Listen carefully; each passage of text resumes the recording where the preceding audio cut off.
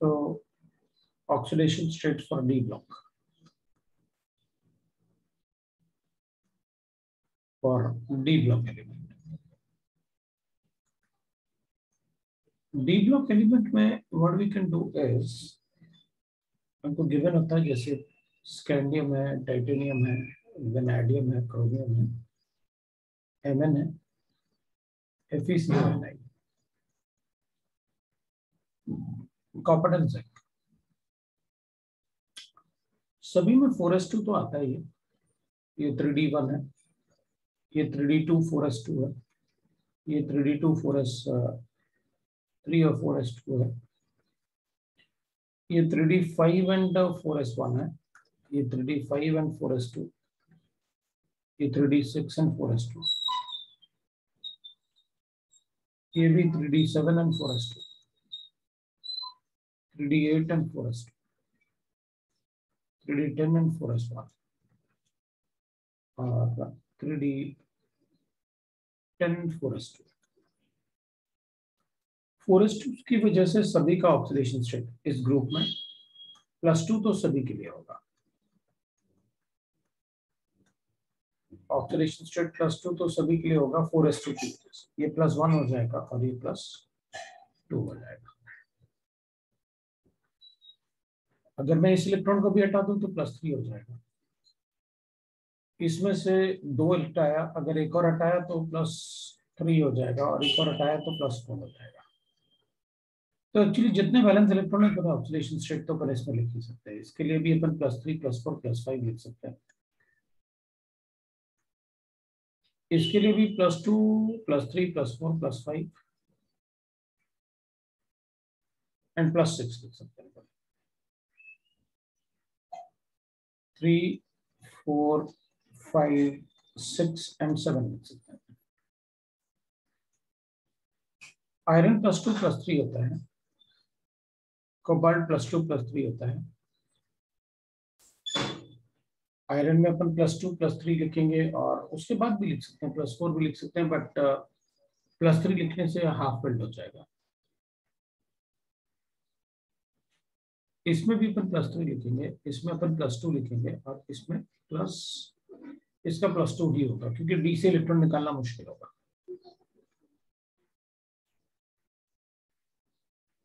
अपन इसके +2 को ऐसे लिख देते हैं, +2 ऊपर +1 नीचे।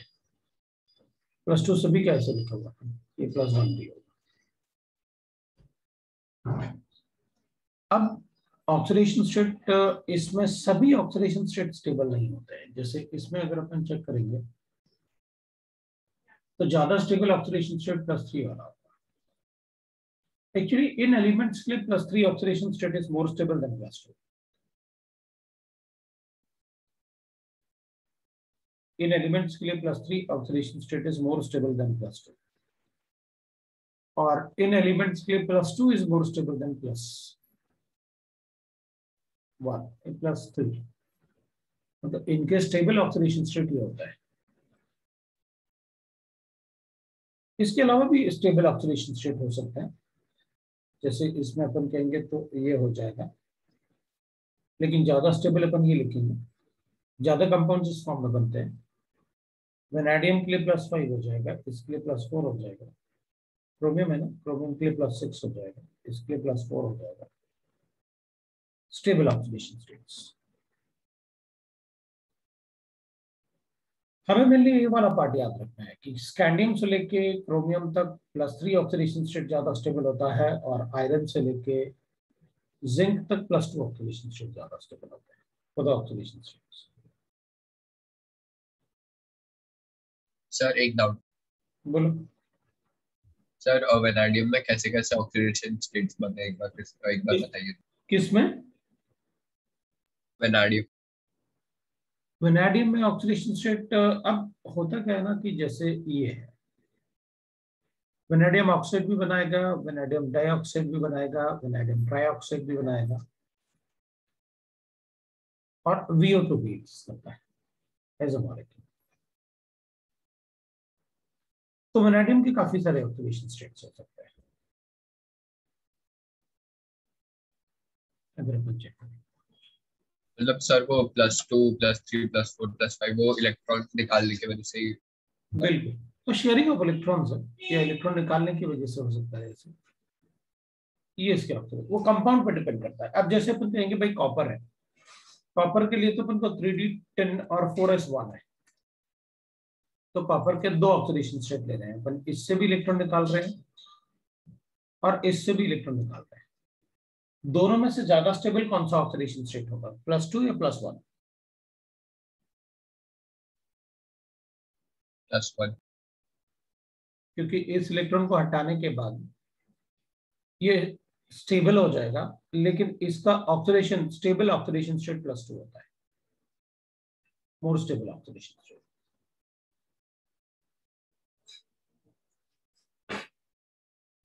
तो अपन कहेंगे sir according to electronic configuration तो इसको हटाने के बाद कंप्लीट हो रहा है, तो वो होना चाहिए oxidation state of this element.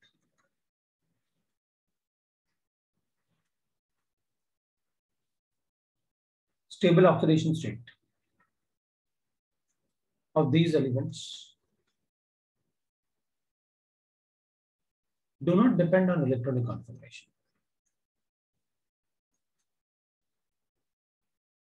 Electronic configuration, but it depends on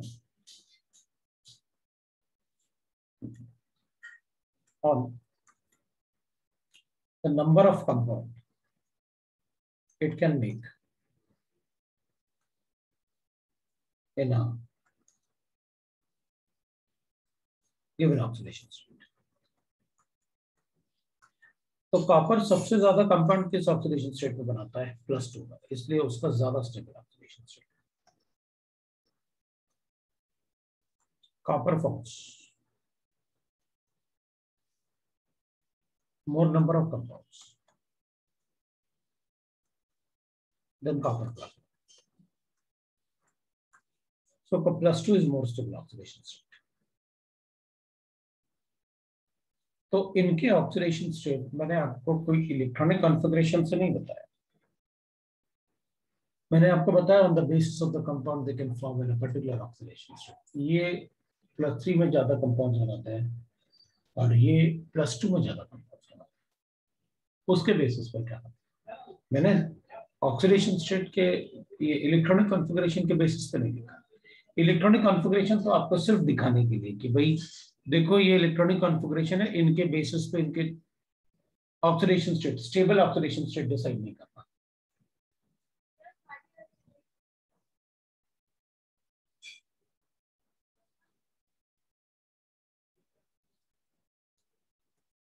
Lanthanides and actinides.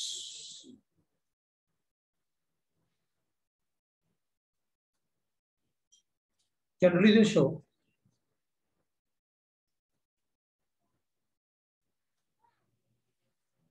+3 oxidation state.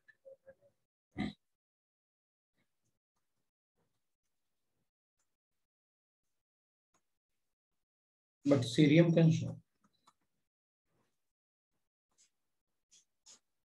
+4 also. अब जो अपन ने ऑक्सीडेशन स्टेट लिखे ना वो इन जनरल है कि भाई जनरली अगर देखा जाए तो इनके +2 वाले ज्यादा स्टेबल होते हैं और इनके +3 वाले ज्यादा स्टेबल हैं। कुछ कुछ और भी लिखे अपन। इन जनरल जो स्टेबल ऑक्सीडेशन स्टेट होता है वो ये होता है।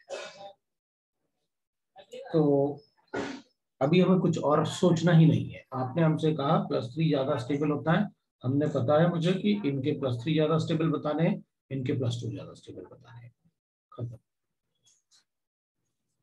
और उसके बाद फिर इनके +3 भी होता है, लेकिन ये कम स्टेबल होंगे एज कम्पेयर टू ये वाले। सर आपने वो +4 +5 +6 सर्कल कर रखा ना?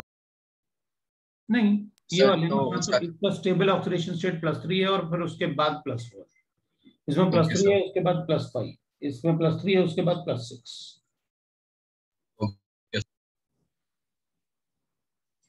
ठीक है ना? चलो ये सिर्फ एक आइडिया है जो आपको पता होना चाहिए ऑक्सीडेशन स्टेट के बारे में। बाकी तो अभी पूरी केमिस्ट्री पढ़ी है ना,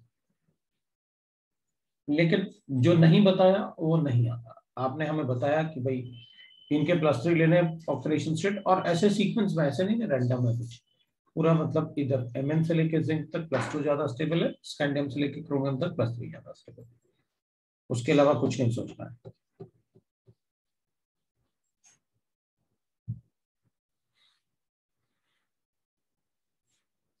ऑक्सीडेशन स्टेट्स। अब मैंने अब कुछ पॉइंट्स लिखेंगे।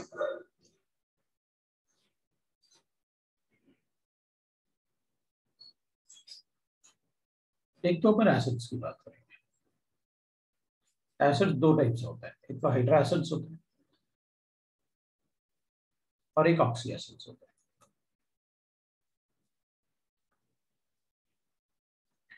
हाइड्रा एसिड जो होता है which do not have hydrogen atom, do not have oxygen atom. और ऑक्सी एसिड का मतलब ये है कि उसमें हमको ऑक्सीजन चाहिए, तभी तो ऑक्सी बोलेंगे।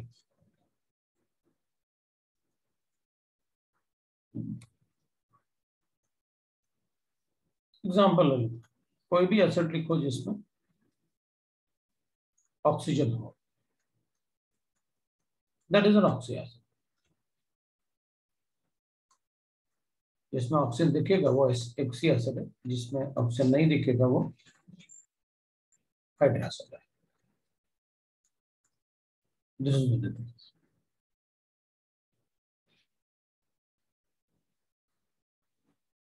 Oxy acids and acids. दूसरा, नेमिंग ऑफ एसिड्स।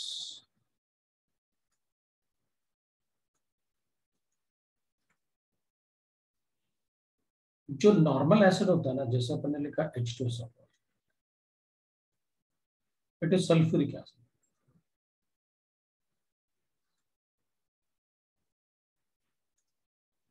तो इससे एक ऑक्सीजन रिमूव करो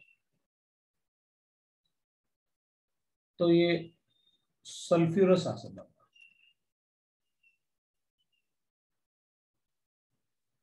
एक और ऑक्सीजन रिमूव करो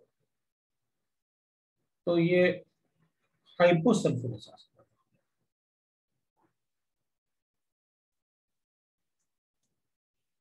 और अगर मान लो एक ऑक्सीजन ऐड कर दें एक वाले एसिड में, तो फिर ये परसल्फ्यूरिक एसिड होगा, सल्फ्यूरिक एसिड। ये सभी केसेस में एप्लीकेबल है। मतलब अगर मैं इसमें HNO3 लिखता हूं तो नाइट्रिक एसिड। अपन सबको पता है ये नाइट्रिक एसिड है, इसलिए अपन ऐसे लिखेंगे।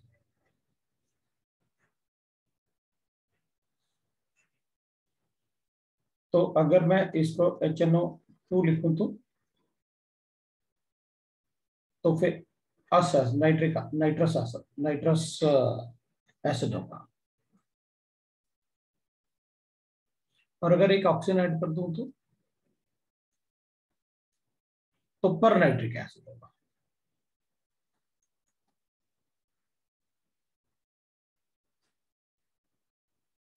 इसमें हाइपो एसिड नहीं बनता, HNO। एक्चुअली HNO का स्ट्रक्चर नहीं बना पाएंगे, ऐसे बन नहीं सकता, क्योंकि जो ऑक्सीजन हाइड्रोजन से अटैच, जो हाइड्रोजन ऑक्सीजन से अटैच होगा वही रिमूव होगा, तो इसका ऑक्टेट कंप्लीट नहीं होगा। तो अपन कहेंगे ऐसे बना,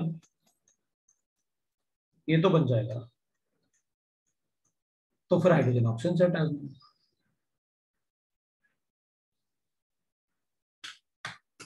इसलिए hypo nitrous acid oxygen remove करके अपन नहीं बना पाएंगे। लेकिन अगर अपन को बनाना है तो आप ऐसे बना, इसका डाइमर जैसे बनाएंगे, मतलब इसको ट्वाइस कर लेंगे। ट्वाइस करने से फायदा क्या है, ये फायदा हो जाएगा।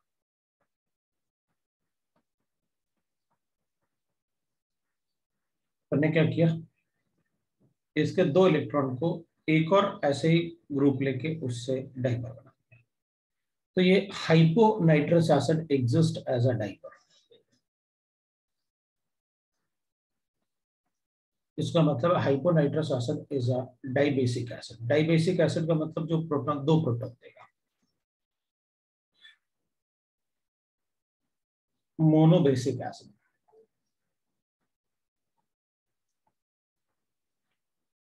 which gives 1 proton.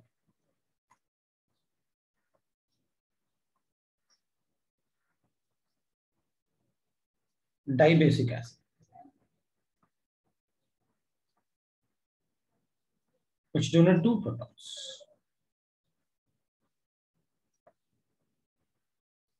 Tribasic acid, which donate 3 protons. तो ये 2 प्रोटॉन देगा बिकॉज ऑफ दिस स्ट्रक्चर। उसमें 2 हाइड्रोजन है जो उससे अटैच्ड है।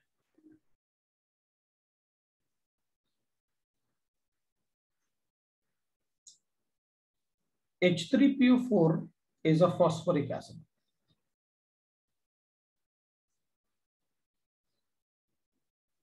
And H3PO5 is a perphosphoric acid.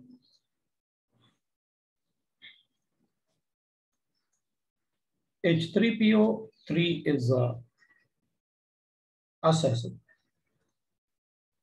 And H3PO2 is a hypophosphoric acid. एक ऑक्सीजन रिमूव करो, जो एक होता है उससे एक ऑक्सीजन रिमूव करो तो अस होता है, एक और रिमूव करो तो हाइपो अस होता है, और अगर एक में एक ऐड करोगे तो पर एक होगा।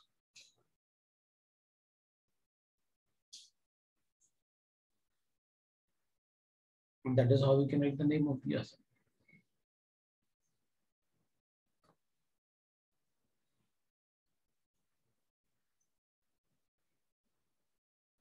Similarly, we can write that. Halogens वाले जैसे HClO3 होता है, it is a weak acid, chloric acid. This is called chloric acid.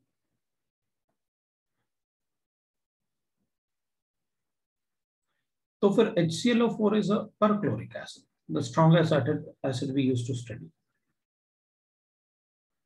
Peric acid. तो HClO2 that is us acid, and HClO hypos acid.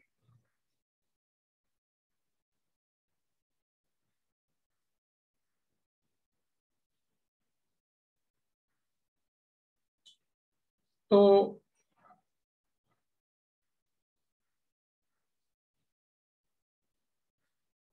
Monobasic acid means जैसे HCl होगा, CH3COH होगा, these are monoBasic acid which can donate only 1 proton.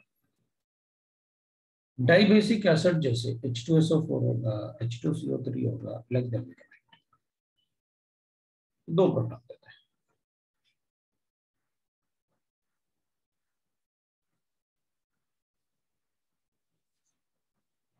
तो in oxy acids for of element of any element,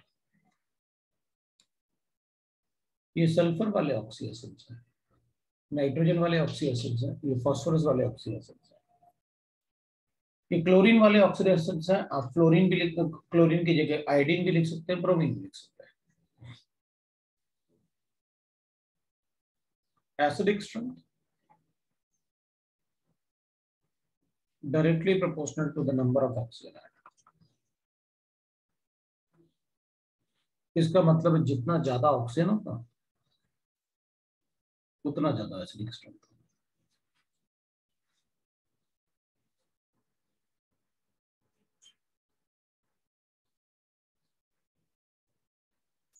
अब मैंने generally word use कर दिया, मतलब कुछ गड़बड़ भी करोगे आप कहीं, बिल्कुल करोगे। केमिस्ट्री में बहुत कंसेप्ट होता है, केमिस्ट्री में कंसेप्ट बहुत होते हैं।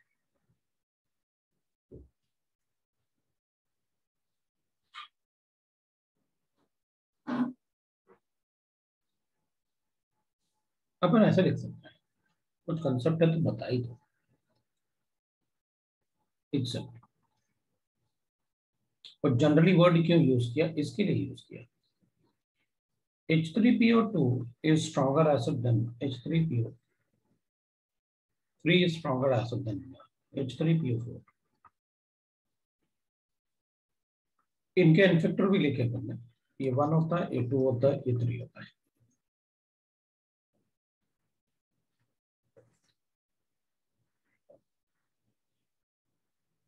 वरना इन सब में कोई प्रॉब्लम नहीं, जितना ऑक्सीजन उतना ज्यादा एसिडिक स्ट्रॉन्ग, जितना ऑक्सीजन उतना ज्यादा एसिडिक स्ट्रॉन्ग, जितना ऑक्सीजन उतना ज्यादा एसिडिक स्ट्रॉन्ग, इसमें ऐसा नहीं है। More acidic then this, more acidic then this. Sir यही एक एक्सेप्शन है क्या? बस इसलिए तो लिख दिया यार।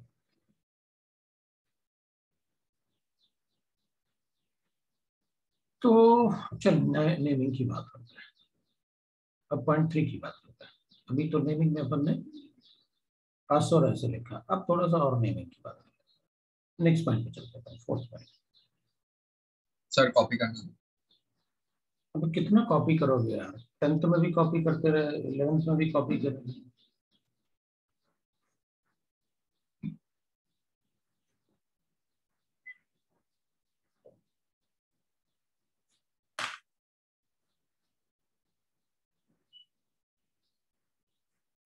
हो जाए अच्छा। तो बताना। हो गया? हाँ सर। चल फिर आगे बढ़ते हैं, next page.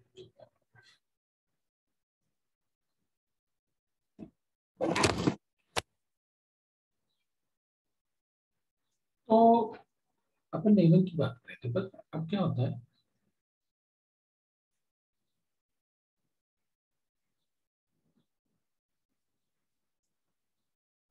Ortho word can be used along with normal name of acids, name of oxyacids। जैसे अपन ऐसा लिखते हैं, example H3PO4 is phosphoric acid।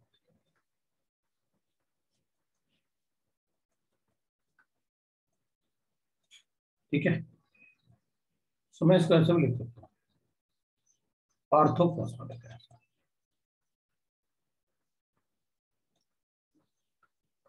तो कभी कभी अपन को ऐसे नाम लिख के ना कंफ्यूज कर देता है, अपन कंफ्यूज नहीं होना चाहिए। ऑर्थोसल्फ्यूरिक एसिड अपन को पता है क्या,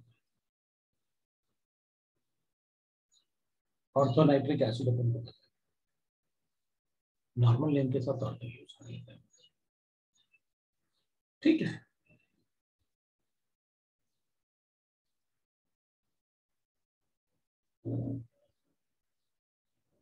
अब Meta word use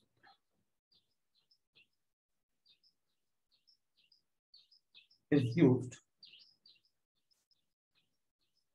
when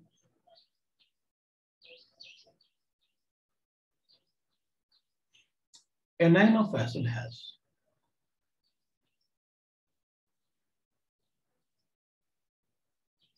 anionic part है of acid have at least -3 oxidation strength, -3 oxidation strength। Valency, oxidation state और वैलेंसी एक ही बात है।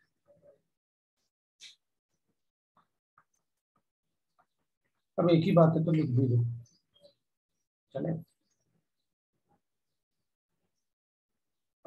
लिखा तो है और तो फिर कहे तो ऐसे ब्रैकेट वगैरह लगा रहे। ठीक है, चल देखते हैं। इसका मतलब है कि मैं H2SO4 में मेटा वर्ड का भी नहीं लगा पाऊंगा, क्योंकि इसके पास तो वैलेंसी -2 होता है सल्फेट के पास।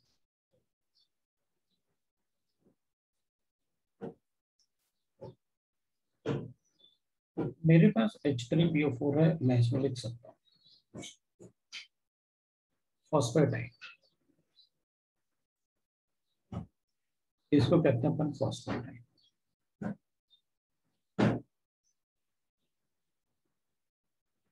एक ऑक्सीजन रिमूव कर दो,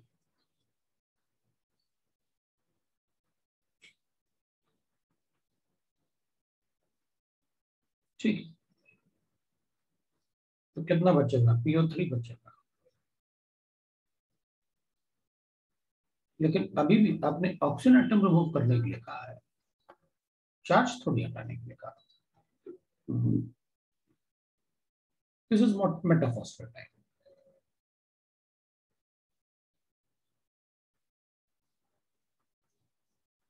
मैंने आपसे ऑक्सीजन एटम रिमूव करने के लिए कहा।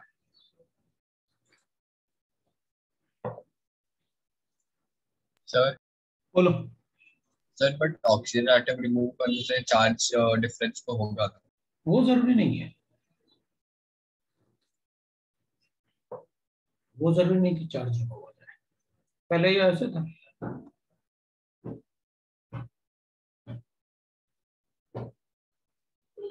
अभी ऐसे मेटाफॉस्फेट है, PO3 नेगेटिव है।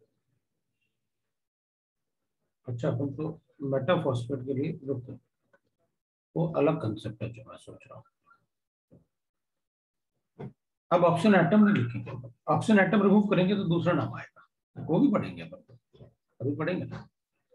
रिमूव वन ऑक्सीड आयन, ऐसे कर देना -2, तो ये मेटाफॉस्फेट हो जाएगा। एक -4 लेना, और ऑक्सीजन रिमूव करके वो नाम चेंज हो जाएगा, वो दूसरा है, अभी इसके बाद वो भी पढ़ेंगे। ये ऐसे आ जाएगा मेटाफॉस्फेट।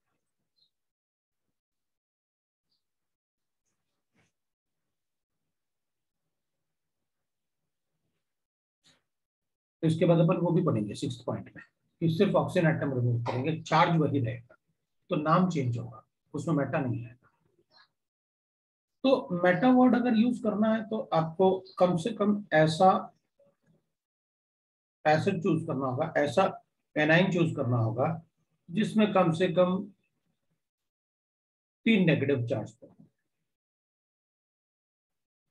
Borate ion, BO3- metaborate ion.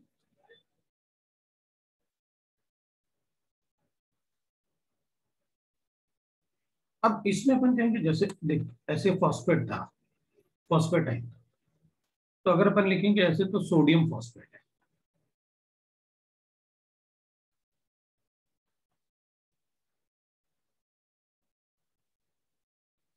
और अगर मैं ऐसे लिखूंगा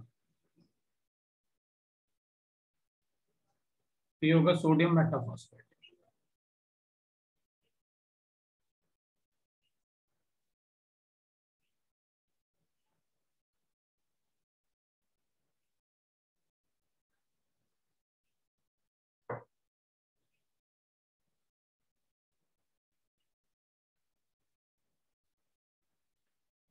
मैं पिछले वाले पेज पे जा रहा हूँ।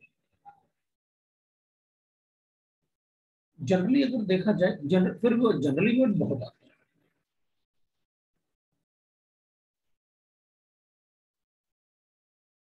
अगर हाईएस्ट पॉसिबल ऑक्सीडेशन स्टेट है ना, जितने वैलेंस इलेक्ट्रॉन होते हैं उतना, तो एक वर्ड ही हो जाता है।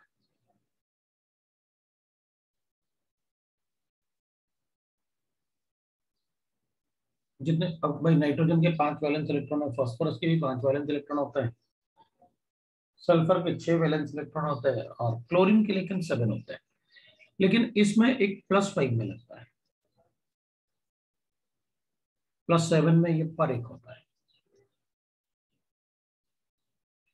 तो फिर यहाँ थोड़ा सा ध्यान रखना होता है कि भाई इसका पर क्लोरिक एसिड होता है, एक्सेल होता है। तो पर एसिड से एक ऑप्शन रिमूव करोगे तो एक और करोगे तो अस, और एक और करोगे तो हाइपोस। ये मेटा वर्ड है।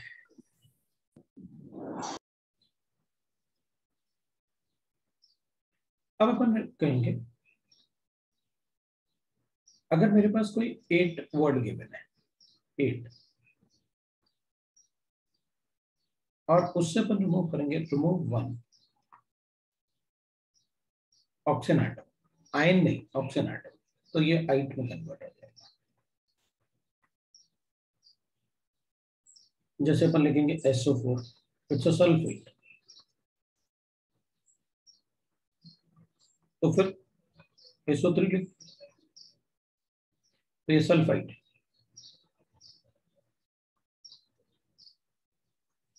ऑक्सीजन माइनस रिमूव किया, ऑक्सीजन रिमूव किया, माइनस चार्ज तो वही है। सल्फेट होगा तो स्ट्रक्चर इज लाइक दिस, और सल्फेट होगा तो स्ट्रक्चर इज लाइक दिस। एक ऑप्शन कम हो जाएगा।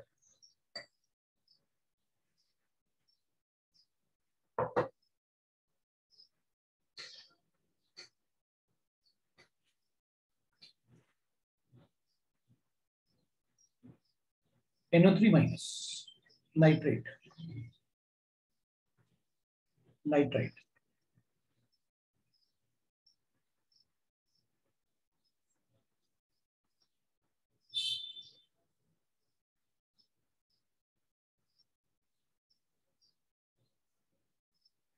ठीक।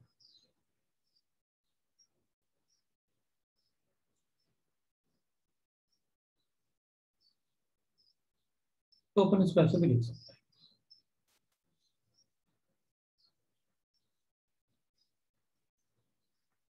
स्टेनेट, स्टेनाइट,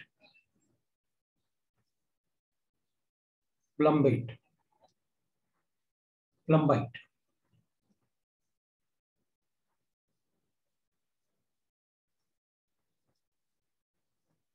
पता है अपन क्या कर रहे हैं, देख, ये 8 तब होता है जब हायर ऑक्सीडेशन स्टेट में हो, और 8 तब बनता है जब ऑक्सीडेशन स्टेट कम हो जाता है। ये +5 था, ये +3 था, ये +1, तो इसके ऑक्सीडेशन स्टेट 10 के 2 होते हैं, एक +4 एक +2। जब ये, अरे यार इधर तो मैंने सेम ही लिख दिया ऑक्सीजन, 2, एक ऑक्सीजन तो हटाओ, ये 2 था। तो अपन कहेंगे जब +4, जब ये ना 10 के 2 ऑक्सीडेशन स्टेट होता है, वो अपन ने इनर्ट पर इफेक्ट भी पढ़ा लेड और इसमें, है ना, पढ़ा ना अपन ने इनर्ट पर इफेक्ट लेड में। तो yes sir. है ना, अब अपन क्या करेंगे, इसमें अगर हायर वाला ऑक्सीडेशन स्टेट होता है तो 8 होता है, और छोटा वाला ऑक्सीडेशन स्टेट होता है तो 8 होता है। इधर भी हायर वाला ऑक्सीडेशन स्टेट है तो 8 होता है, और छोटा वाला ऑक्सीडेशन स्टेट होता है तो 8 होता है।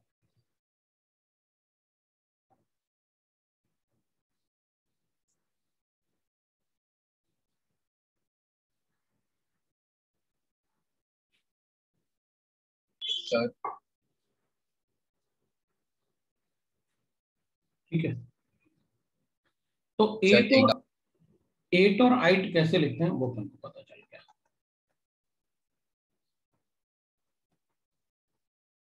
अब इससे ध्यान रखना, सल्फेट और सल्फेट, बाकी अपन से पूछेंगे तो ज्यादा इनसे पूछते हैं। जैसे अपन लिखेंगे ना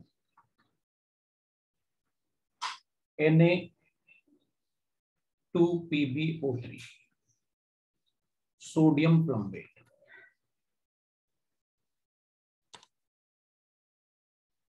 और Na2PbO2, सोडियम प्लम्बाइट,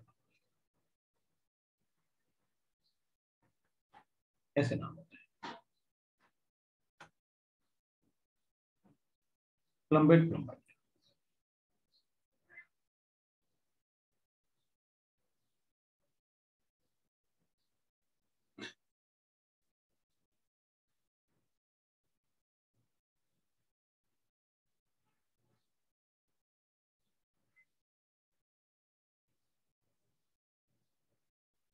सर, बोलो। सर 5th पॉइंट में आपने जो वो बोरॉन वाला एग्जांपल लिखा था ना, बोरेट आया था। हाँ तो बोलो ना सर वो नहीं। भाई, इसमें ये बोरेट है, 3 हाइड्रोजन निकाला मैंने, अच्छा ये 3 कहाँ से आ गया, मुझे लगता है इसी की वजह से प्रॉब्लम आया होगा। तो बोरेट 3 हाइड्रोजन निकाल दिया तो 3 नेगेटिव हो गया, तो BO3। अब एक ऑक्सीजन, अरे यार ऑक्सीजन नहीं निकला, तो गलत बात है यार।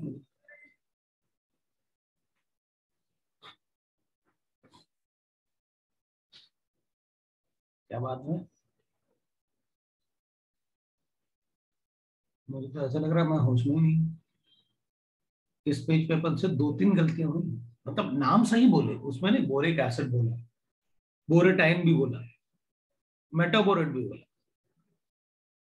एक गलती अपन ने यहाँ, मतलब मैंने यहाँ की और एक यहाँ की, मतलब काफी गलतियां हो रही हैं।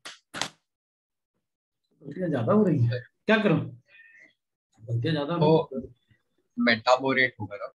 मेटाबोरेट, मेटल बोरेट लिख दिया ना उसने। मुझे लगता है आज पढ़ना नहीं चाहिए तुमको, पता है आज क्लास बंद कर लेनी चाहिए, कुछ तो गड़बड़ है।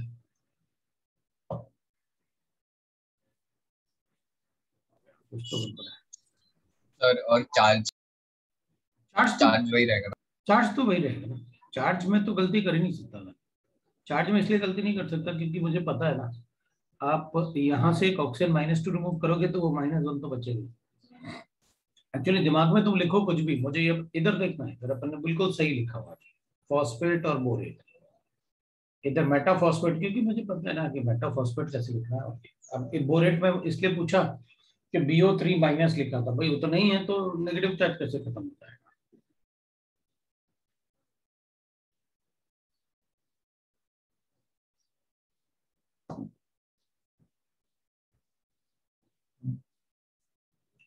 इस पेज से काफी गड़बड़ कर रहा था मैं, बोल सही रहा हूँ लेकिन वो लिखने में गड़बड़ हो गया। चलो ध्यान रखूंगा। नेक्स्ट पेज पे चलते हैं, ये समझ में आया फिर, कोई डाउट नहीं? दो सर। ठीक है, तो नेक्स्ट पेज पे चलते हैं। अब मुझे 7th पॉइंट लिखना चाहिए। अब पता क्या होता है, जैसे मान लो मेरे पास ऐसे,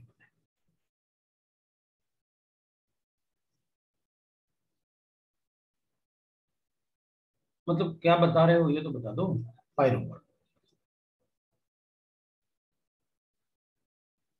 सो pyro means heating, heat, pyro means heat है। अपन क्या करेंगे ना, जैसे जब अपन को पायरो वर्ड यूज करना है तो अपन ऐसे करेंगे नॉर्मल एसिड्स, जैसे मेरे पास H2SO, आप इसको ट्वाइस ले लो और पानी हटा दो, ये सल्फ्यूरिक एसिड है। जब आप पानी हटाओगे तो आपके पास बचेगा H2, 2 सल्फर बचे आपके पास, और ऑक्सीजन बचे आपके पास 8 थे तो 7। This is pyro sulphuric acid.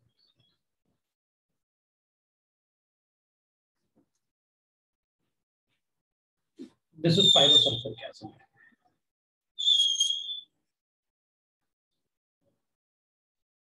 ठीक है, तो इसका मतलब ये हुआ कि अगर मैं ऐसे लिखता हूं, H3PO4 है, इसको ट्वाइस लिखूं और उसके बाद इससे पानी हटा दूं हीट करने से, तो मेरे पास 4 हाइड्रोजन बचेंगे, 2 फॉस्फोरस बचेंगे और 8 की जगह 7 ये बचेंगे। तो मैं इसको, ये फॉस्फोरिक एसिड था मेरे पास,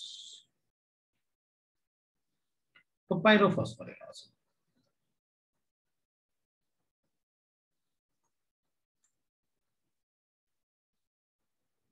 तो अगर मैं इसको H3PO3 लिख लूं तो वो फॉस्फोरस एसिड होता, तो पायरोफॉस्फोरस एसिड बन जाता हीट करने से।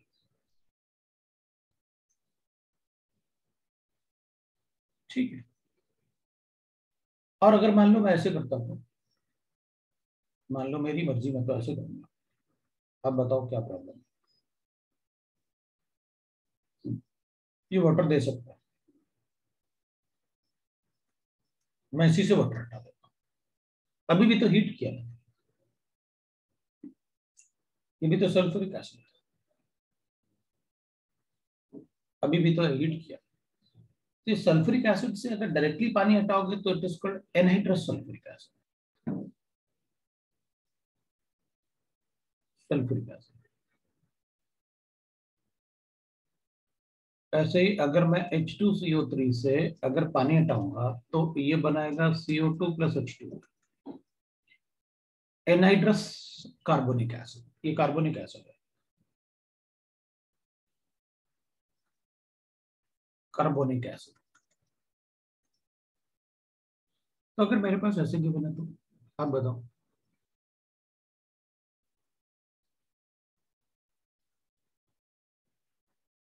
इसको यूज किया मैंने, तो अपन कहेंगे ये दो हाइड्रोजन है ही नहीं इसमें,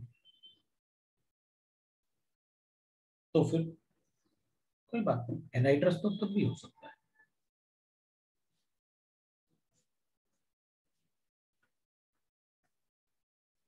एनहाइड्रस नाइट्रिक एसिड। ओके, अगर एक हाइड्रोजन है तो अपन ऐसे बना लेंगे। हाँ तो बनाया था ना अपन, अपन को याद है ना, what is this, acidic acid. और अपन ने क्या किया था, ये वाले हाइड्रोजन तो निकल नहीं सकते, तो इसको अपन ने क्या किया था, दो एसिडिक एसिड लेके, जैसे अपन ने यहाँ पर दो नाइट्रिक एसिड ले लिया,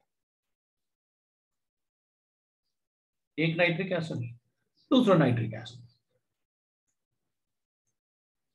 और पानी हटा दिया। इधर भी अपन ने ऐसे पानी हटाया, ये भी एसिडिक एसिड था,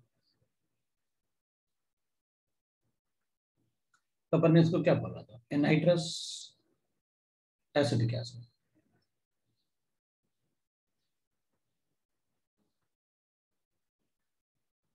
एसिडिक एसिड, और अपन ने इसको क्या लिखा था, एसिडिक एनहाइड्राइड। ये अपन ने आईयूपीएक नेमिंग में दो कार्बन एटम वाला ना, इथेनॉइक एनहाइड्राइड। पहले ये इथेनॉइक एसिड था, ये इथेनॉइक एनहाइड्राइड लिखा था, that is IUPAC name of this. मैंने इसको भी यही लिखा, तो एक हाइड्रोजन दे, ये एक ही हाइड्रोजन दे सकता है, तो फिर पानी कैसे हटाओ, दो लेके।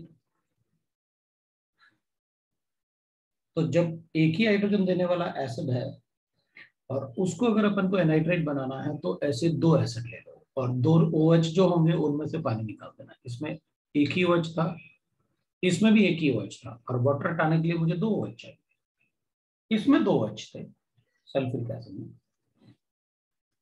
तो मैंने वो दो OH थे तो मैंने वाटर हटा लिया, OH यहाँ से, हाइड्रोजन यहाँ से, बाकी बचा हुआ SO3 मैंने लिख दिया। That is how we can write.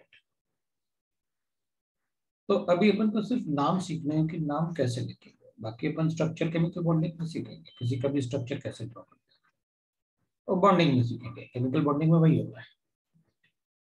तो अपन को पता चल गया how to use the pyro bond. और तो पता है आपको, पायरो पता है आपको, obviously this is a non metal oxide and they are acidic in nature, strongly acidic in nature. अपन ने एसिडिक लिखा तो एनाइड्रस पूछ रहा है, एनाइड्रस एसिड क्या एसिडिक जैसे बिहेव करेगा, बिल्कुल, non metal oxides are acidic in nature, अपन ने तो उनके एसिडिक स्ट्रेंथ भी पढ़े, राइट। अब अपन नेक्स्ट पॉइंट पढ़ सकते हैं।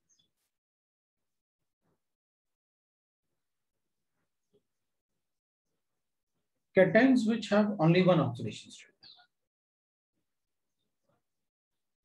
अब पूछ रहा है एनाइड्रस और पायरो में कोई डिफरेंस है क्या, क्यों नहीं भाई, देखना, इधर डबल करके पानी हटाते हैं, इधर एक में ही पानी हटा देते हैं, वही तो डिफरेंस है।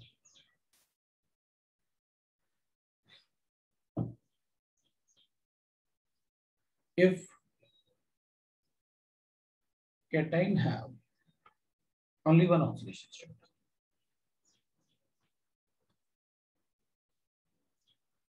then its name end with em। अब नेम एंड विथ मतलब होता है कि उसका सफिक्स क्या होगा, उसको नेम एंडिंग को जो होता है वो सफिक्स बोलते हैं, उसको अपन सफिक्स बोलते हैं। जैसे सोडियम होता है, उसकी एक ही वैलेंसी होती है, इसलिए तो एम लगा रहे हैं, है ना, सोडियम, अमोनियम,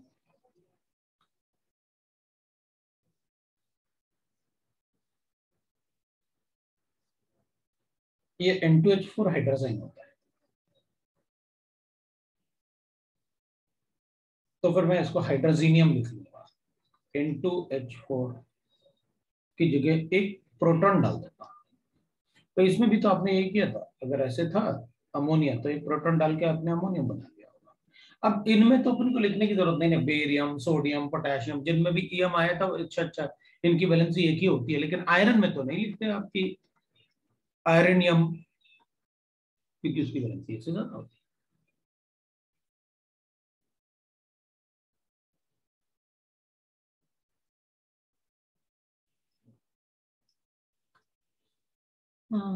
ये होगा, और भी होते हैं लेकिन अपन मतलब उतना ही पढ़ते हैं जितना अपन को अभी सब।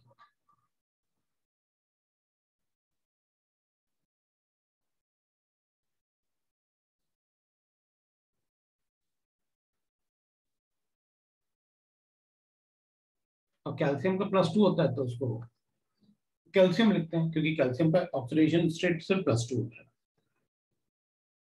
कैल्शियम, कैल्शियम का ऑक्सीडेशन स्टेट सिर्फ +2 होता है, उसके अलावा दूसरा नहीं होता। इस ब्लॉक में अपन ने लिखा कि वो ग्रुप इलेक्ट्रॉनिक कॉन्फ़िगरेशन पर डिपेंड करेंगे।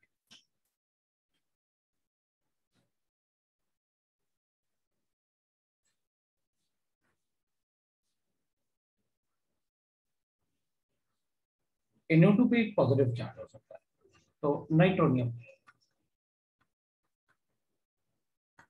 और NO अगर होता तो उस पर एक ही पॉजिटिव चार्ज होता है, उसको कहते हैं नाइट्रोसोडियम। वैसे कुछ एनाइन और कैटाइन अपन ने ऑक्सीडेशन स्टेट जब कैलकुलेट किया था तब मैंने आपको बताया था, chloride, bromide, like that.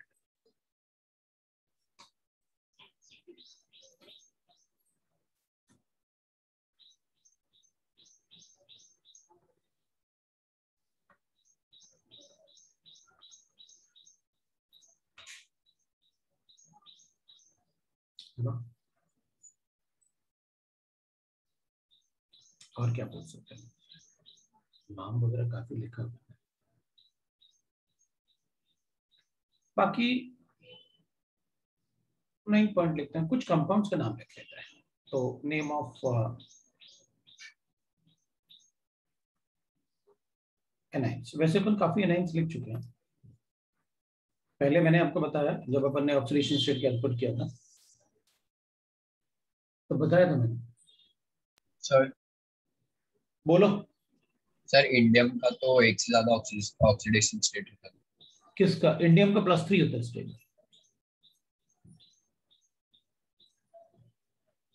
Scandium भी +3 होता है।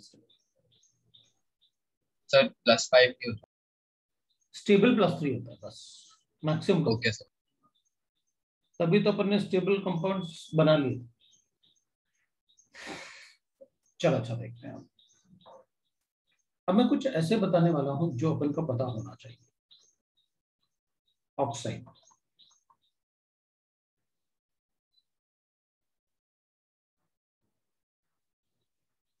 Peroxide,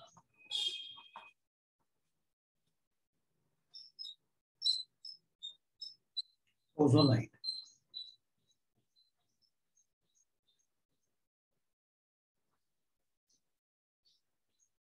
super oxide,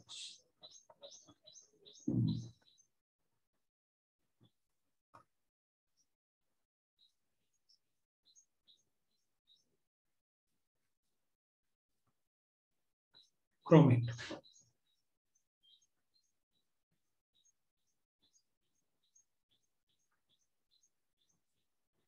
dichromate,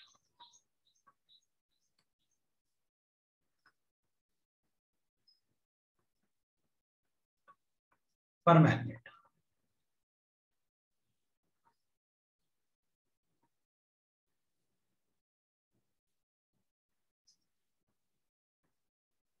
manganate.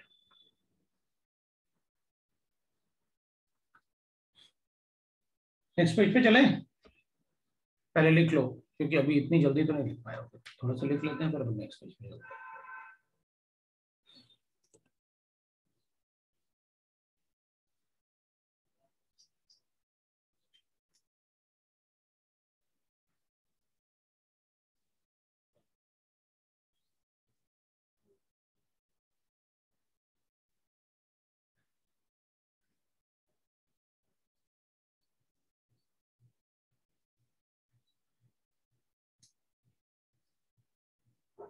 हो गया।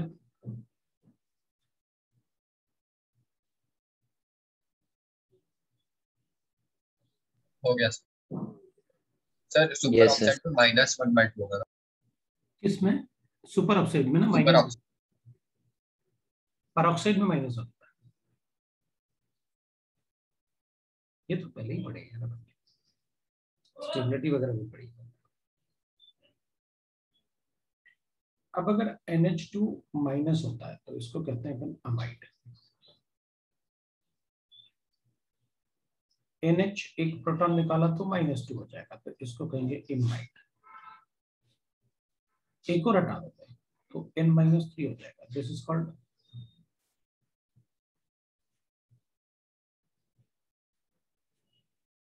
एक और हटाऊंगा तो -3, then it is called nitride. और अगर मैं नाइट्रोजन को ऐसे लिखता हूं तो this will be called as azide.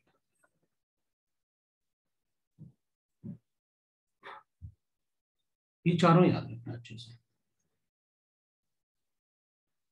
Azide क्या होता है, नाइट्राइड क्या होता है, अमाइड क्या होता है, और एमाइड। अमाइड तो तुमको पता है, हमने फंक्शनल ग्रुप भी पढ़ा। आप इसको ही तो बोलते हो अमाइड। C डबल बॉन्डों के साथ जब NH2 होता है तो अमाइड होता है।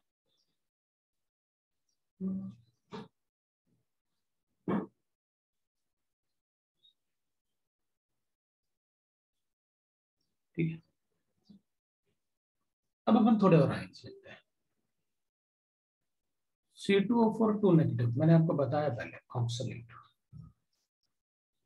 S2O3 2 negative, thiosulphate.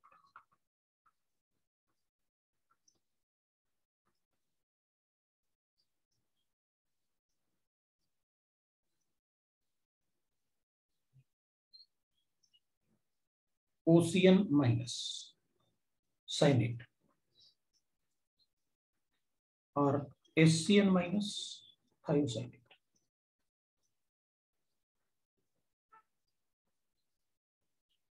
CH3CO negative, acetate.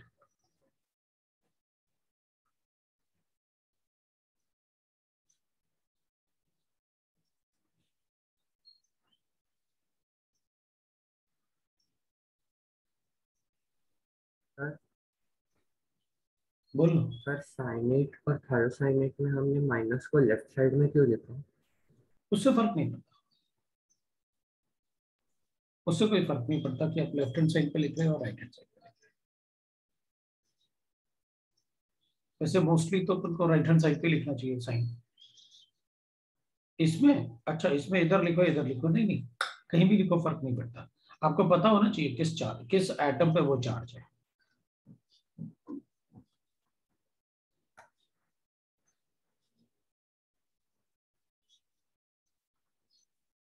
Oxygen पे था वो, इसलिए मैंने ऑक्सीजन की तरफ लिख दिया। कई बार बच्चे सोचते ना कि किस, अगर आया किस तरफ चार्ज लिखना है, तो कई बार उनको याद रहता है यार सबने तो ऑक्सीजन पे लिखा, तो चलो ऑक्सीजन पे ही बता देते हैं, वो करेक्ट है।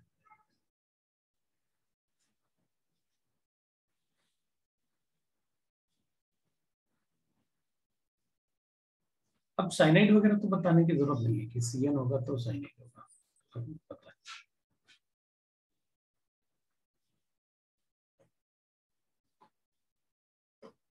बाकी अपन लिख चुके हैं। H नेगेटिव होता है तो हाइड्राइड होता है, और OH माइनस होता है तो हाइड्रोक्साइड होता है।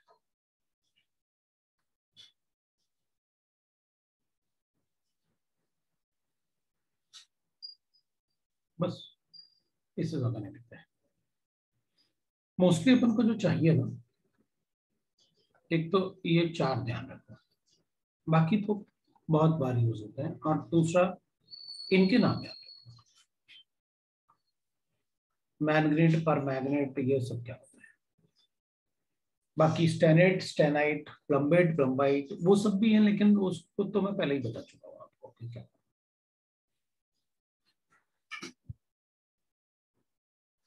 कौन सा पॉइंट था ये? 9, 10 की बात करते हैं। अब बस हो गया, मेरे ख्याल से काफी हो गया, क्योंकि बाकी सब अपन पढ़ चुके हैं ऑलरेडी, तो बाकी नहीं भी लिखेंगे तो भी चलेगा। CO3 2- is carbonate.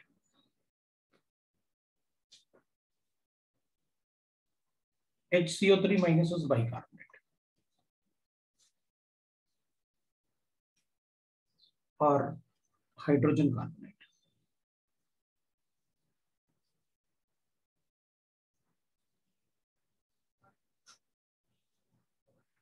Sulphate bisulphate.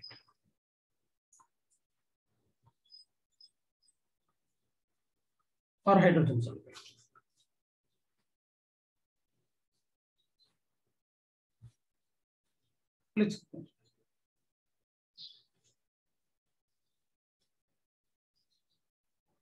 Sulphate.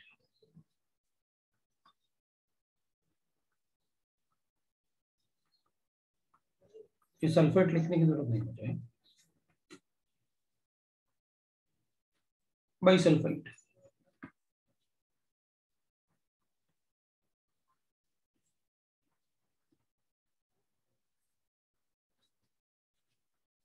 और हाइड्रोजन सल्फाइड।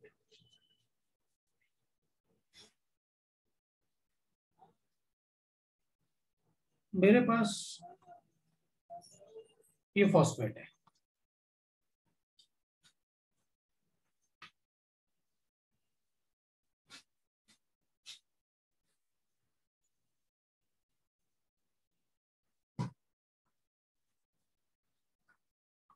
फॉस्फेट। तो ये H3PO4 2 नेगेटिव होगा, बाइफॉस्फेट होगा।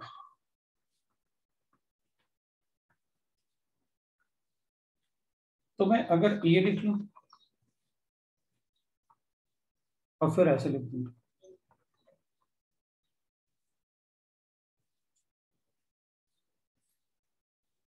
अब इसको क्या लिखूं?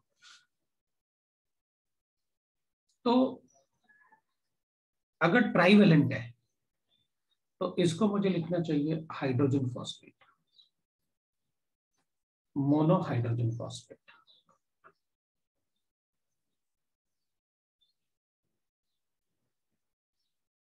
फॉस्फेट। और ये होता है डाइहाइड्रोजन फॉस्फेट।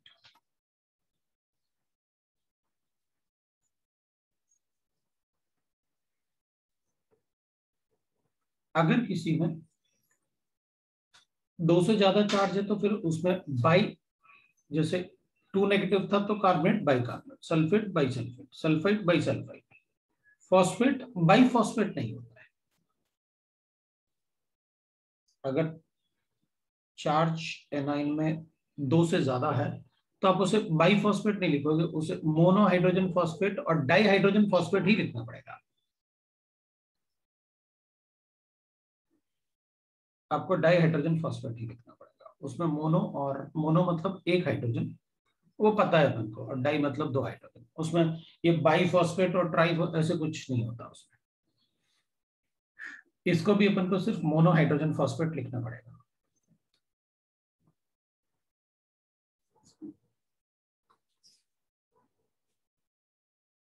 और ये तो लिखा ही हुआ है डाई हाइड्रोजन फॉस्फेट, लेकिन बाई सल्फाइड डाई सल्फाइड ऐसे अपन को पता चलेगा। ये तो होता है, मतलब ऐसे नाम अपन ने लिख लिया कि भाई कार्बोनेट है तो बाई कार्बोनेट क्या होता है, सल्फेट है तो बाई सल्फेट क्या होता है, और सल्फाइड है तो बाई सल्फाइड क्या होता है। और अगर ट्राइवेलेंट है तो फिर उसमें बाई वर्ड नहीं यूज होता है, एक प्रोटॉन ऐड करने से उसमें सीधा अपन को मोनो हाइड्रोजन फॉस्फेट लिखना होता है। इनको भी अपन वैसे लेते हैं, हाइड्रोजन सल्फाइड।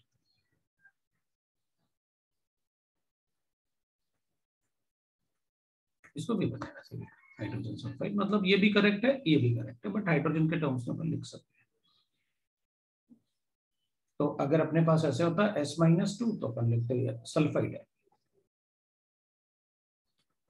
तो अगर अपन HS- लिखते हैं तो बाई सल्फाइड लिखते हैं, या फिर अपन इसको हाइड्रोजन सल्फाइड लिखते हैं,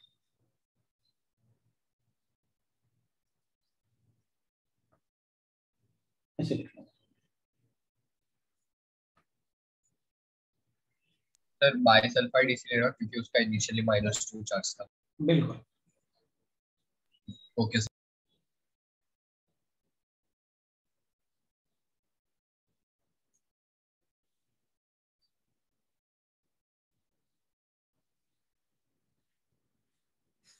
अब थोड़ा सा शायद अपने एक नोटेशन लिख लेते हैं।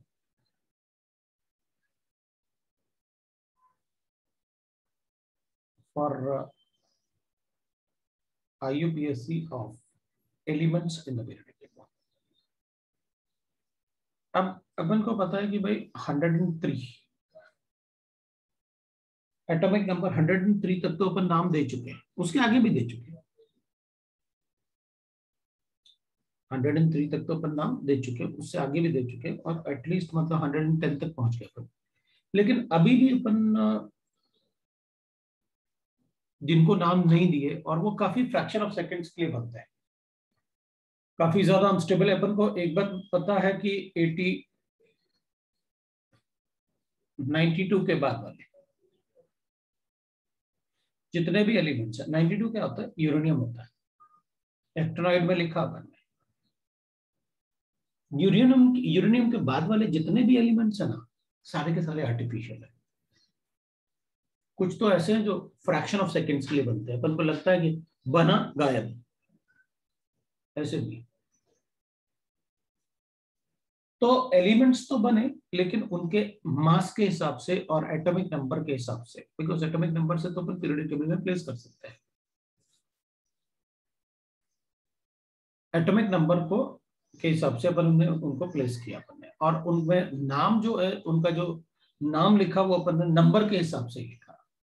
अगर 0 होता है तो अपन उसे निल बोलते हैं, तो 1 होता है तो अन बोलते हैं, 2 होता है तो बाई बोलते हैं, 3 होता है तो ऑब्वियसली बात है अपन ट्राई बोलेंगे। बाकी आप लिख सकते हो अपने आप। नहीं, 4 में क्वाड बोलेंगे, वो गड़बड़ कर दोगे। 5 में अपन पेंटा बोलेंगे, 6 में हेक्स बोलेंगे, 7 को मतलब हेप्ट बोलेंगे, और 8 को ऑक्ट बोलते हैं, और 9 को एन बोलते हैं। ये बोलना होता है N, ये एन बोलना होता है। सर ये नंबर्स किसके लिए? ये नंबर अपन बता रहे हैं ना किस लिए, मतलब वही तो कर रहे हैं। और इसका जो शॉर्ट फॉर्म अपन बनाएंगे वो अपन ऐसे बना लेंगे, नंबर का शॉर्ट, जो शॉर्ट फॉर्म बनेगा वो ऐसे बना लेते हैं ना।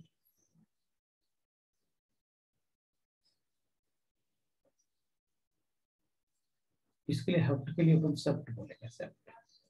ये स्कूल में पूछा जा सकता है। मैं अब मेरे पास थोड़ा टाइम है तो मैं स्कूल वगैरह कभी अपन अपने से पढ़ लेते हैं, खत्म करते हैं, फिर अपन डाउट्स करना शुरू कर देंगे। नील के लिए अपन कहेंगे ये एन ले लेंगे, ये यू ले लेंगे, ये बी ले लेंगे, टी ले लेंगे, शॉर्ट फॉर्म इनके। और क्वाड के लिए लिख लेंगे Q P H S O E. ये हो गया भाई शॉर्ट फॉर्म। अब मान लो अपन को ऐसे नंबर लिखना है, कोई एलिमेंट लिख लेते हैं, उसका एटॉमिक नंबर लिख लेते हैं। तो एटॉमिक नंबर, फिर उसका अपन नाम लिख लेंगे, और उसका फिर शॉर्ट फॉर्म लिख लेंगे। आईयूपैक नेम होता है, और उसका सिंबल बना लेंगे, जैसे सोडियम के लिए Na लिख लेते हैं, ऐसे बना लेंगे। तो एटॉमिक नंबर, अब जैसे मैंने आपसे कहा कि भाई 101 लिखना, तो नाम लिखेंगे ऐसे। 1 को क्या बोलते हैं, अन, तो इसका नाम हो गया अन। 0 को बोलते हैं निल, और फिर अनियम, अन फिर हो गया। और बाद में अपन ईएम लगा देंगे, क्योंकि अभी अपन को पता ही नहीं कि इनके ऑक्सीडेशन स्टेट क्या होते हैं। तो अपन ने लिखा 1 के लिए अन, निल, अन ईएम बोल देते हैं क्योंकि मेटल से। और सिंबल तो अन के लिए यू लिख लो, नील के लिए एन लिख लो और फिर एन लिख लो। हाँ हो गया इसका सिंबल, ये होगा इसका सिंबल। जैसे सोडियम को एस लिखते एन लिखते। तो अपन कहेंगे अच्छा बताओ 104 लिखूंगा तो क्या होगा, तो बन गया कोई बात नहीं, 1 को क्या लिखते हो अन लिखो, 0 को नील और 4 को क्वाड, ईएम लिख दूंगा। तो अब सिंबल बनाओ यू एन क्यू, ये लो बन गया। अच्छा ठीक है, बताओ 119 को क्या लिखूंगा, कोई बात नहीं 1 को क्या लिखते हैं अन, 2 बार अन लिखो, अन अन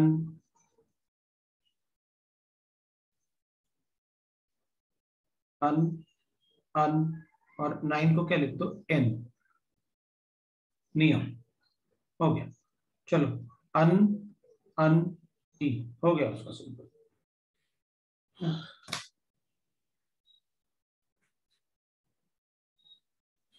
तो उसमें क्या है बता देंगे, सिंबल भी बना लेंगे और नाम भी लिख देंगे। आप बोलो किसका लिखना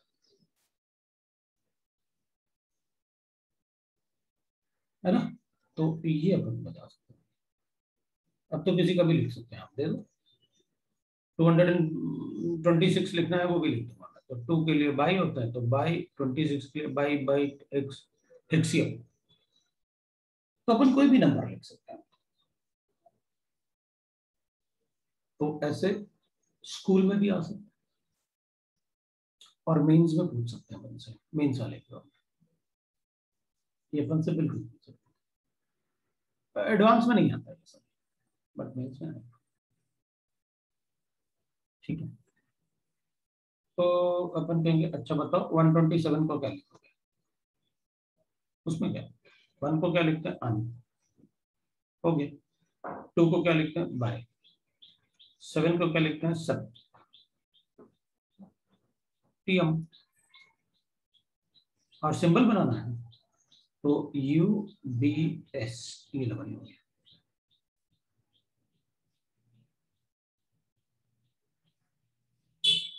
मतलब कोई भी अगर अपन को नाम इस टाइप से पूछ लेगा बताओ उसको क्या बोलेंगे, करेक्ट नेम बताओ या सिंबल बताओ, इस टाइप से पूछ लेंगे तो बता देंगे। अब अगर देखा जाए तो ये सारे तो अपन को बताते हैं, थोड़ा सा आपने चेंज कहाँ किया, एक तो फोर्थ को टेट्रा की जगह क्वाड बोल दिया, ये तो पेंटा ही होता है, हेक्सा होता है, इसको अपन ने हेप्टी की जगह सेप्ट बोल दिया। बाकी सब तो एक जैसे है, इसमें एन क्योंकि नॉन एन होता है अपन ने एन लिख लिया, बाकी सब तो याद ही रहेगा। थोड़ा सा उसके लिए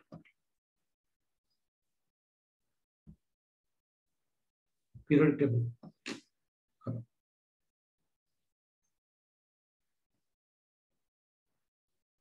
अब आप पूरा पीरियडिक टेबल सॉल्व कर सकते हैं। तो पीरियडिक टेबल में आपका होमवर्क होगा,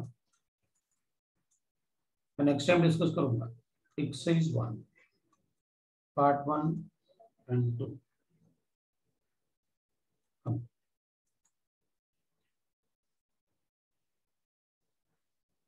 अब एक्सरसाइज 1 कंप्लीट ही मान लो, है ना भाई, उसमें जो कुछ भी गिवन है सब कर दो, एक्सरसाइज 1 पूरा, एक्सरसाइज 1 कंप्लीट। नेक्स्ट पेज पे जाना है, chemical bonding.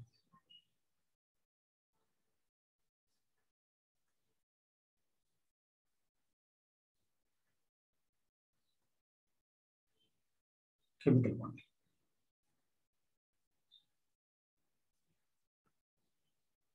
atoms forms bond to stabilize themselves by completing their octets. Their octets.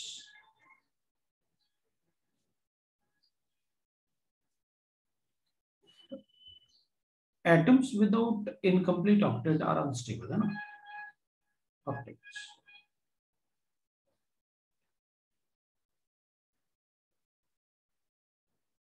To complete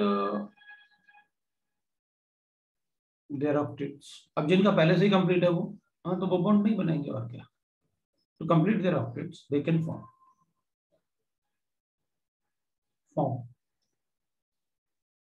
atoms, they can form bonds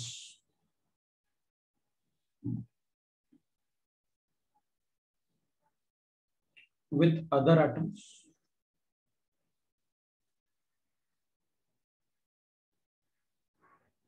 or with their own atoms. मतलब Cl atom Cl के साथ ही bond बना लेगा, oxygen atom के साथ ही bond बना लेगा to get their complete octet. Formation of bond is an exothermic phenomenon. मतलब कोई एनर्जी देनी नहीं होती है, ऑब्वियस सी बात है. ऑक्टेट कंप्लीशन से स्टेबल होंगे तो एनर्जी तो रिलीज हो गई होगी, अगर प्रोडक्ट ज्यादा स्टेबल बनेगा तो.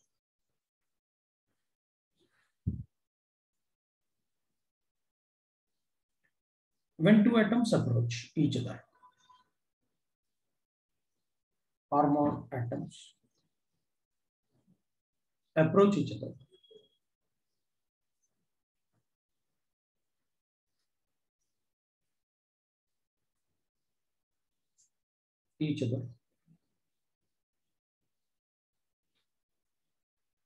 then the bond is formed.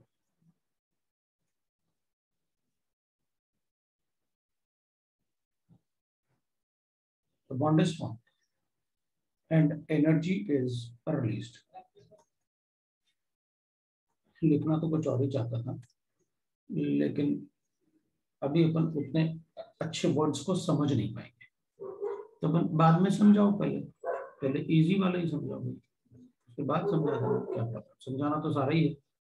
अच्छा देख, मैं ये चाहता था जैसे अपने पास एक अपन ग्राफिकली देखते हैं कि बॉन्ड कैसे बनता है, क्योंकि अब आप काफी कुछ पढ़ चुके हो. अगर कोई दो एटम आपस में अप्रोच करेंगे, ये एनर्जी इधर जीरो लिखने वाला हूं, ठीक है. ये जीरो एनर्जी है. मैं यहाँ पर पोटेंशियल एनर्जी का ग्राफ बनाने वाला हूँ. पोटेंशियल एनर्जी मतलब जो अट्रैक्शन और रिपल्शन से रिलेटेड है, और आप बॉन्ड फॉर्मेशन की बात कर रहे हो, मतलब अट्रैक्शन की बात कर रहे हो. मैं पोटेंशियल एनर्जी की बात कर रहा हूँ और यहाँ पर बॉन्ड फॉर्मेशन लिखने वाला हूँ.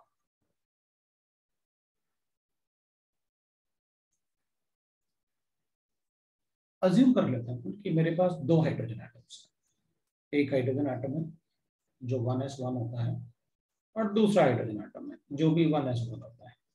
अगर दोनों से बॉन्ड बना दिया जाए तो दोनों का, इसका भी s ऑर्बिटल कंप्लीट हो जाएगा, इसका भी s ऑर्बिटल कंप्लीट हो जाएगा. तो अपन कहेंगे हाइड्रोजन और हाइड्रोजन के बीच में अपन बॉन्ड बना लेते हैं. इसका एक इलेक्ट्रॉन इसके इलेक्ट्रॉन से शेयर हुआ, और इसका इलेक्ट्रॉन इसके इलेक्ट्रॉन से शेयर हुआ, दोनों का ऑक्टेट कंप्लीट हो गया. अपन इसको ऐसे भी बनाते हैं. ये एक हाइड्रोजन एटम है, ये दूसरा हाइड्रोजन एटम है, इसमें अपन कोवेलेंट बॉन्ड फॉर्मेशन बताते हैं. ये एक हाइड्रोजन एटम का इलेक्ट्रॉन ये दूसरे का इलेक्ट्रॉन है, ये एक हाइड्रोजन एटम है, ये दूसरा हाइड्रोजन एटम है, तो शेयरिंग ऑफ इलेक्ट्रॉन से बॉन्ड फॉर्मेशन हो जाएगा. It's a covalent bond. Bond formation is exothermic phenomena, क्योंकि बॉन्ड को अगर तोड़ना है तो आपको एनर्जी देनी पड़ेगी. मतलब बैकवर्ड डायरेक्शन में इट इज एंडोथर्मिक फिनोमेना, तो फॉरवर्ड डायरेक्शन में इट इज एक्सोथर्मिक फिनोमेना भी होता है. जब मेरे पास दो फ्री एटम्स है, सो अपन को एक बार पता है एनर्जी ऑफ फ्रीली मूविंग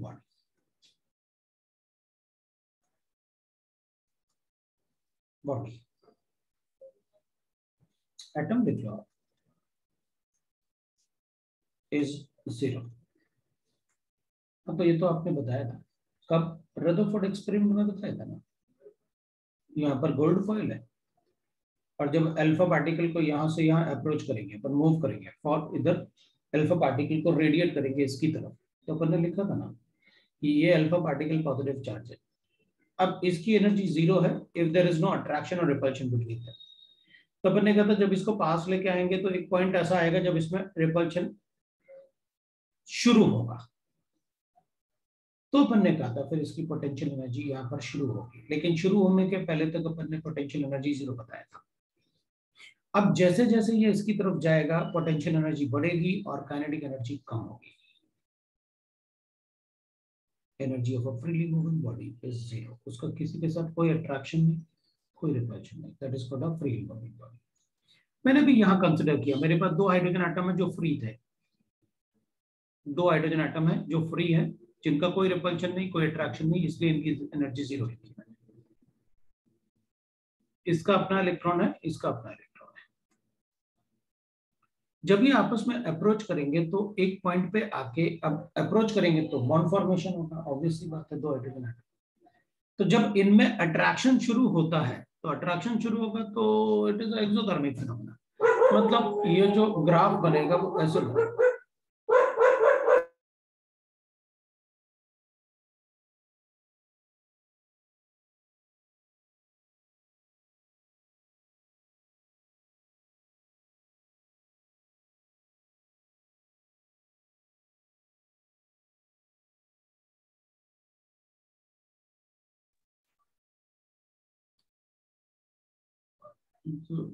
सारे कुत्ते भी पालते हैं और ऊपर से उनकी शक्ल भी वैसी लगती है। विंडो बंद कर दिया,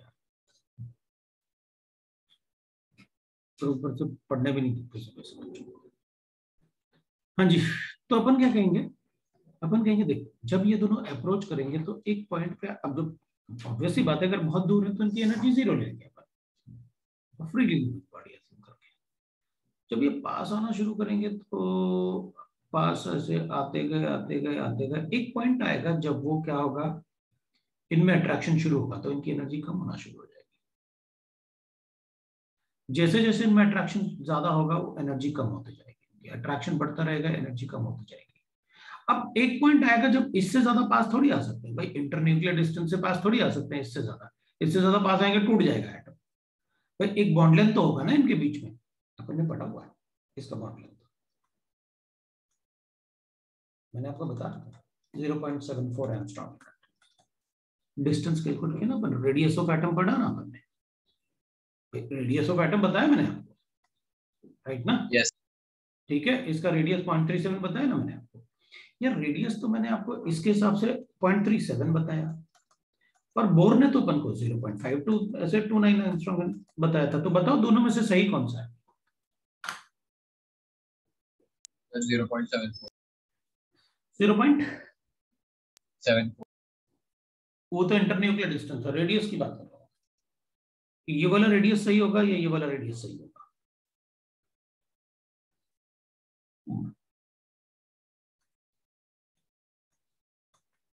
0.37 वाला होगा। वो क्यों? ये वाला भी तो अच्छा है सर, उसने 2 डायमेंशन में लिया था, उसने फ्रीली गैसियस एटम लिया था जो जिसका रेडियस कैलकुलेट करना इम्पॉसिबल है। आपने लिखा ना कि रेडियस ऑफ फ्रीली एटम मतलब सिंगल आइसोलेटेड एटम का रेडियस अपन कैलकुलेट कर ही नहीं सकते, तो मैंने लिखा हुआ है ना? तो ठीक है, और बोर ने तो इलेक्ट्रॉन को स्टेबल अज्यूम किया था, लेकिन वो तो वेव के फॉर्म में ट्रैवल करता है। चलो ठीक है, तो अपन जब ये दोनों अप्रोच करेंगे ना तो एक पॉइंट पे आके इनमें अट्रैक्शन शुरू होगा, अट्रैक्शन शुरू होगा तो होता गया फिर रिपल्शन शुरू हो जाएगा। तो अपन कहेंगे इस पॉइंट पे आके अट्रैक्शन स्टार्ट्स, यहाँ कहीं आके अपन कहेंगे अट्रैक्शन स्टार्ट्स, अट्रैक्शन शुरू होगा। तो फिर ये अप्रोच करते गए, पास आते गए, इस पॉइंट पे आके ये मिनिमम अप्रोच पे आ गए, अब इससे ज्यादा पास नहीं आ सकते ये, मतलब यहां आके इनमें बॉन्ड बन गया। यहां पर अपन बॉन्ड लेंथ कैलकुलेट करेंगे, तो इसका मतलब है अगर ये 0 है तो this will be the bond length, मतलब ये वैल्यू होनी चाहिए 0.74 एंगस्ट्रॉम यूनिट। ये डिस्टेंस ऑफ क्लोजेस्ट अप्रोच आ गया ना, 0.7, और जो बॉन्ड फॉर्मेशन से, क्योंकि इनके बॉन्ड फॉर्मेशन से एनर्जी रिलीज हुई, तो इधर एनर्जी कम होती गई, कम होती गई, कम होती गई, कम होती गई, और यहाँ पर ये मिनिमम एनर्जी होगी। यहाँ पर अपन इसको मिनिमम एनर्जी बोलेंगे। मतलब इसकी बॉन्ड एनर्जी जो है, जो एनर्जी रिलीज हुई, अगर अपन को ये बॉन्ड ब्रेक करना है तो उतनी एनर्जी देनी पड़ेगी।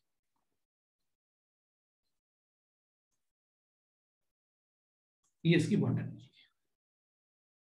मतलब पहले 0 था और कितनी एनर्जी रिलीज हुई? 436। ये नेगेटिव है, डेल्टा एच लिखिए, तो नेगेटिव लिखूंगा, delta H bond energy of hydrogen -436 kilo joule per mole, इसलिए तो डेल्टा एच पड़ता है। इट्स एक्सोथर्मिक फिनोमेना ना। तो एटम्स जो होते हैं वो आपस में अप्रोच करेंगे, और वो अप्रोच करेंगे तो they will form a bond. If they are not stable they will form a bond. Bond formation is exothermic phenomena. So वो स्टेबल होते हैं। सभी एटम्स बॉन्ड बनाना इसलिए चाहते हैं क्योंकि वो सिंगल एटम के फॉर्म में अनस्टेबल होते हैं, तो अगर वो बॉन्ड बनाएंगे तो उनके ऑक्टेट कंप्लीट होंगे, वो स्टेबलाइज होंगे। Bond formation is exothermic phenomena, that's why they form a bond. तो जब वो बॉन्ड बनाएंगे तो ऑब्वियस सी बात है, जो एनर्जी रिलीज होगी वो बॉन्ड एनर्जी के बराबर होगा। अब अपन लिख सकते हैं दैट इज कि भाई कितने टाइप्स के बॉन्ड्स बनेंगे, types of bonds. Types of bond में we used to write that ionic bond, अपन इसे इलेक्ट्रोवैलेंट भी बोलते हैं, इलेक्ट्रोवैलेंट बॉन्ड,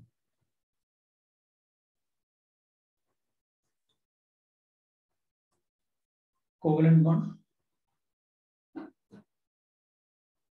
कोऑर्डिनेट बॉन्ड,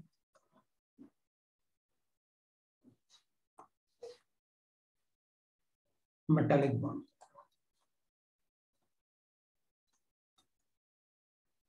फिर अपनी मर्जी जितना चाहे करो। हाइड्रोजन बॉन्ड्स,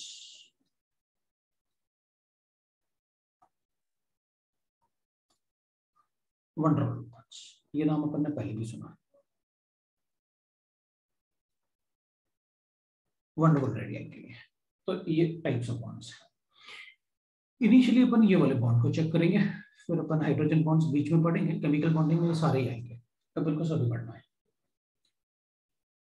तो अब क्लास का टाइम हो गया, तो मैं टेंशन शुरू हो गई होगी कि ऐसा ना हो सर क्लास एक्सटेंड कर दे।